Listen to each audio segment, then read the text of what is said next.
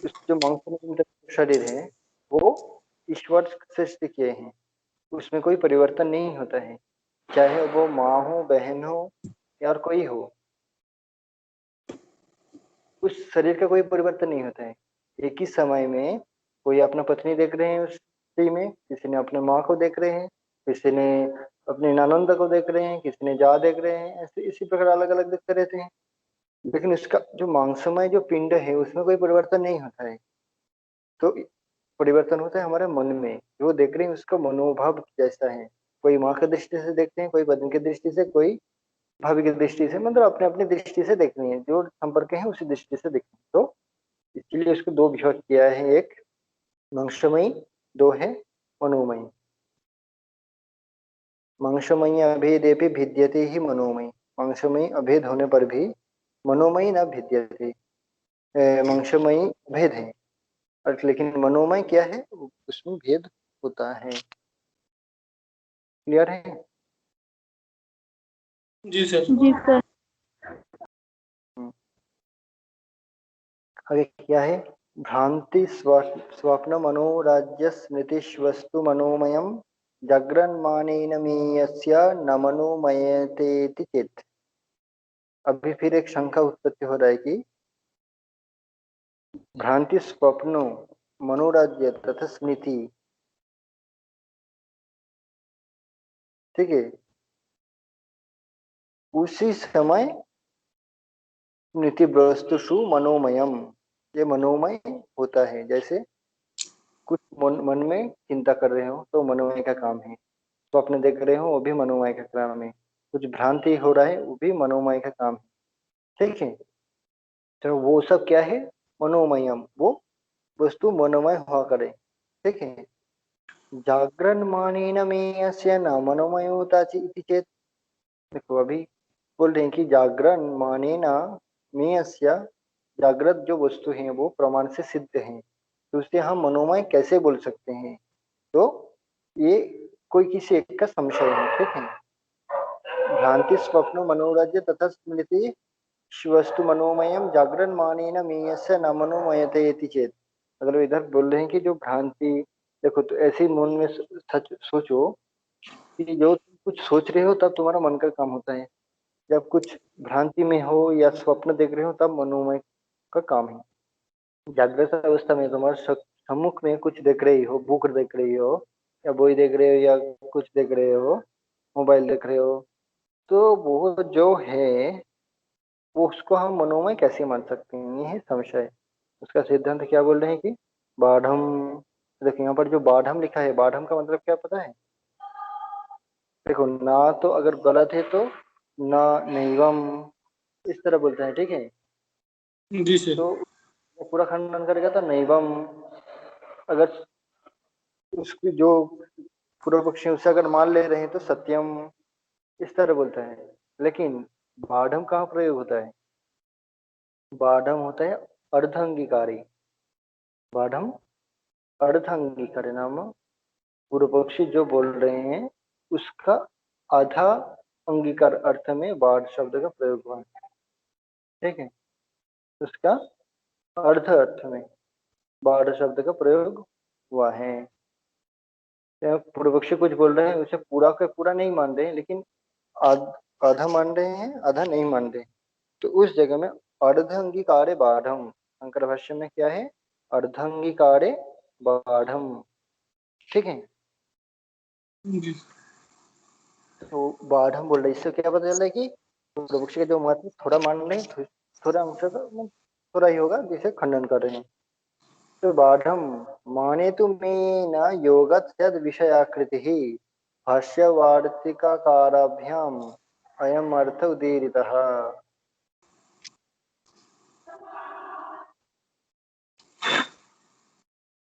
इसमें जो बोल रहे हैं ये बात सत्य है कि मनोमय जो स्थल है, जो प्रमित जो ज्ञानमय जो स्थल है, मेन, मेन मतलब प्रमेयेन, जो प्रमेय जो स्थल है वहां पर विषयाकृति प्रमाण से सिद्ध होता है। ये बात सत्य है, तुम जो बोल रहे हो सही बात है।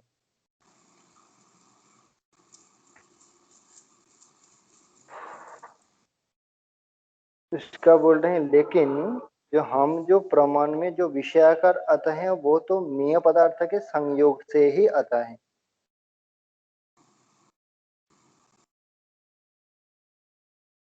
इति भाष्य वार्तिकाराभ्याम अयम अर्थ उदीरितः। ये किसने को कल बोल रहा है कि वो जो हम मनोमय पदार्थ को कह रहे हैं वो भाष्यकार श्री शंकराचार्य जी और वार्तिककार कौन है? सुरेश्वराचार्य जी। भाष्य वार्तिकाराभ्याम अयम अर्थ उदीरितः, ये अर्थ बोले हैं। तो इसको थोड़ा अंडरलाइन करो कि भाष्यकार कौन है, वार्तिककार कौन है। क्वेश्चन ऐसे आएगा, वार्तिककार कौन है? सुरेश्वराचार्य। हाँ ठीक है। भाष्यकार शंकराचार्य है, वार्तिककार है सुरेश्वराचार्य। हाँ ठीक है। इसको अंडरलाइन करो, सर क्वेश्चन आ सकते हैं कि वार्तिककार कहा सुरेश्वराचार्य। ठीक। ठीक है।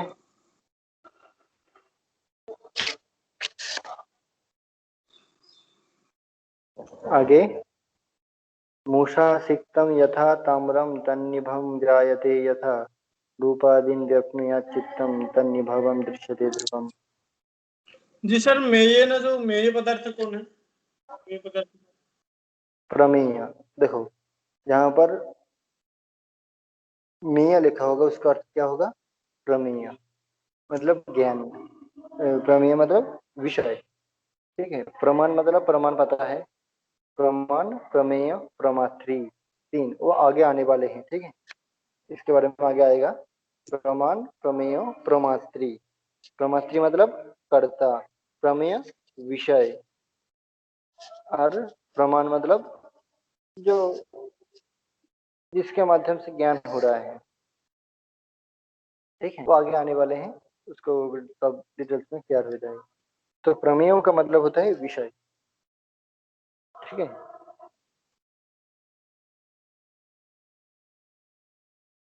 जी सर।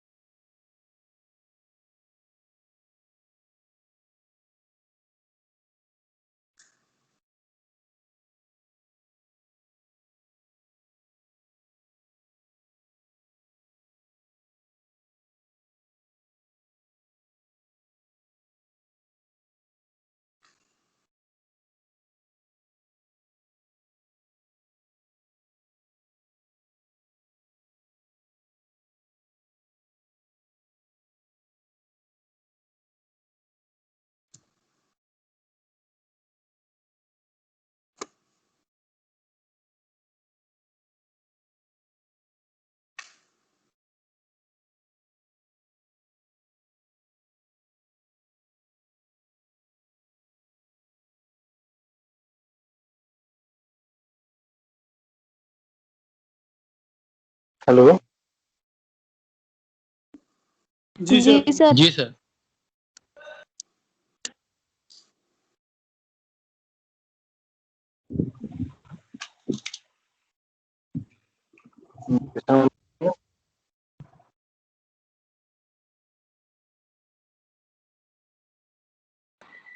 पुअर कनेक्शन बता रहा है।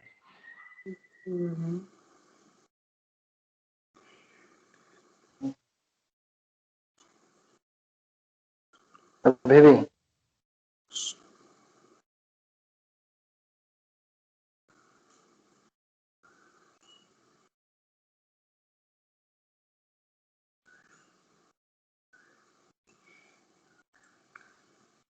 अभी साउंड आ रही है क्या? जी सर आ रही है। चलो, तो अभी इसके एक उदाहरण दे रहे हैं। मूषा सिक्तम यथा ताम्रम निभोम जायते यथा उपाधिन व्यपनीय चित्तम तन्निभवम दृश्यते ध्रुवम। तो यहाँ पर क्या कह रहे हैं कि भाष्यकार मतलब शंकराचार्य जी ने भाष्य में एक उदाहरण दिया है कि जो पिघला हुआ तांबा होता है ना, तांबा तांबा देखे हो? तांबा जी तांबा देखे हो? जी, तांबा क्या कहते हैं उड़िया में? तांबा, तांबा, ये तंबा ही कहते हैं। तांबा बोलते हैं ना। तो जी वो जो तांबा है उसे जब गला के किसी एक मूषा में डाल दिया जाता है, मूषा मतलब कोई एक पात्र जैसा कुछ है, इसमें डाल दिया जाता है तो वो क्या होता है, उसी के आकार का बन जाता है। ठीक है, मतलब वो जो मूषा तामा है, या तामा छोड़ो, उसको सोना ही पकड़ लो। ठीक है, सुवर्ण को गला के जिस आकार में चाहोगे, जो छाछ है उस छाछ में डालने से वो उसका गहना गहना हो जाता है। ठीक है, तो इस प्रकार, इसी प्रकार जो रूपाधीन व्यापनिया चित्तम तन्निभवम दृश्यते ध्रुवम, हमारा जो चित्त है वो क्या है,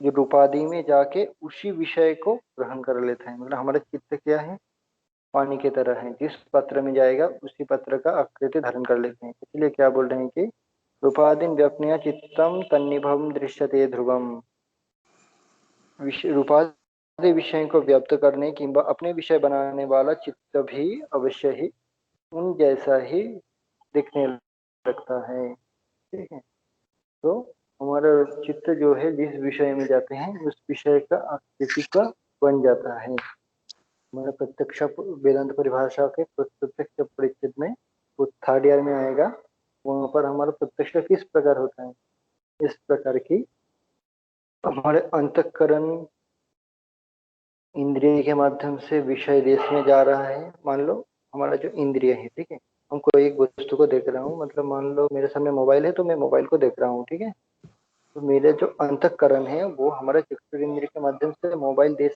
जहाँ पर है वहां पर जा रहा है, या किस मोबाइल आकृति को ग्रहण करें, तब क्या हो रहा है, हमारा अंतःकरण जो चैतन्य है, अंतःकरणावच्छिन्न चैतन्यम पुनश्च विषावच्छिन्न चैतन्यम उभयोः एक देश तत्व, मतलब दोनों एक देश में ही अवस्थित हो रहा है, क्योंकि और अंतःकरण उस बाह्य देश में जा रहा है, तो एक देश तत्वात्, तब उसके बाद हमें वो प्रत्यक्ष होता है कि वहां पर एक मोबाइल है।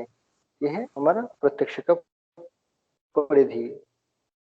ठीक है, तो इस प्रकार हमारा जो रूप चित्त है बाह्य विषय में जाकर उसी विषय का आकृति का बन जाता है, तब हम उस वस्तु को उस आकृति का हम देख पाते हैं। तो वो किस किस प्रकार है उसे हम उस टाइम देख पाते हैं।